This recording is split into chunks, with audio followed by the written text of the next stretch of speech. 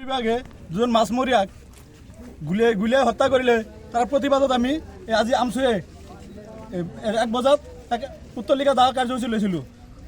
বনমন্ত্ৰী চন্দ্ৰমোহন পাটোৱাৰী পুত্তলিকা দাহ কাৰ্যসূচী আমি লৈছোঁ।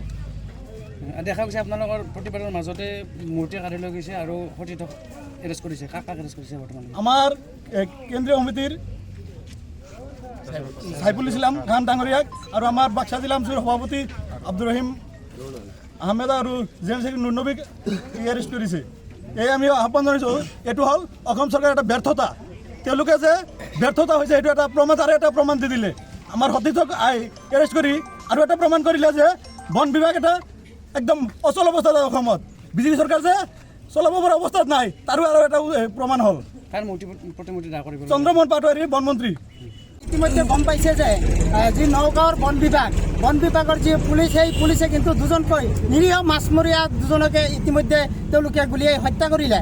আমি তাৰ প্ৰতিবাদত গোটেই অসমৰ লগতে আমি বাক্সা জিলা আমচুৱেও কিন্তু আজি আনন্দ বজাৰত আমি যি চন্দ্ৰমোহন পাটোৱাৰী যি বনমন্ত্ৰী, সেই বনমন্ত্ৰীৰ প্ৰতিমূৰ্তি আমি দাহ কাৰ্যসূচী ইতিমধ্যে লৈছিলোঁ। পুলিচ বাহিনী আমাৰ যি গণতান্ত্ৰিক অধিকাৰ, যি আমাৰ যি গণতান্ত্ৰিকভাৱে যি আমি আন্দোলনৰ কাৰ্যসূচী গ্ৰহণ কৰিছিলোঁ, সেই আন্দোলনৰ প্ৰতি তেওঁলোকে ভয় খাই আমাৰ কিন্তু এই প্ৰতিমূৰ্তি তেওঁলোকে কাঢ়ি লৈ যায়। আমাক কিন্তু প্ৰতিমূৰ্তি জ্বলাই দিবলৈ তেওঁলোকে বাধা প্ৰদান কৰে। আমি এই চাগতে আমি অসম পুলিচ তথা বিজেপি চৰকাৰক সকীয়াই দিব বিচাৰিছোঁ যে তেওঁলোকে যদি আমাক এই ধৰণে আমাৰ গণতান্ত্ৰিক আন্দোলন তেওঁলোকে বুজি নাপায়, তেতিয়াহ'লে কিন্তু আমি ইয়াতকৈ ভয়াৱহ আন্দোলন গঢ়ি তোলাৰ কাৰণে কিন্তু আমি আমচুৱে কিন্তু বাধ্য থাকিম। তাৰ লগতে আমাৰ কেইবাজনো সতীৰ্থ ইতিমধ্যে আমাৰ কেন্দ্ৰীয় কমিটিৰ সাংগঠনিক সম্পাদক সাইফুল ইছলাম খান ডাঙৰীয়াক ইতিমধ্যে পুলিচে এৰেষ্ট কৰিছে, আনন্দবাজাৰ পুলিচে এৰেষ্ট কৰিছে। তেওঁলোকক যদি অনতিপলমে যদি তেওঁলোকে আমাৰ এই আমচুৰ কৰ্মীসকলক যদি মোকলাই নিদিয়ে, তেতিয়াহ'লেও কিন্তু আমি গণতান্ত্ৰিকভাৱে ইয়াতকৈ ভয়াৱহ আন্দোলন গঢ়ি তোলাৰ কাৰণে কিন্তু বাধ্য থাকিম।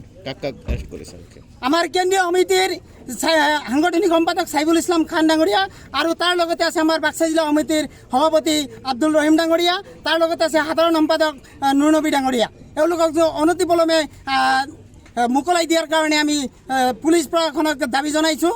অন্যথাই আমি কিন্তু ইয়াতকৈ ভয়াৱহ আন্দোলন গঢ়ি তোলাৰ কাৰণে আমি বাধ্য থাকিম।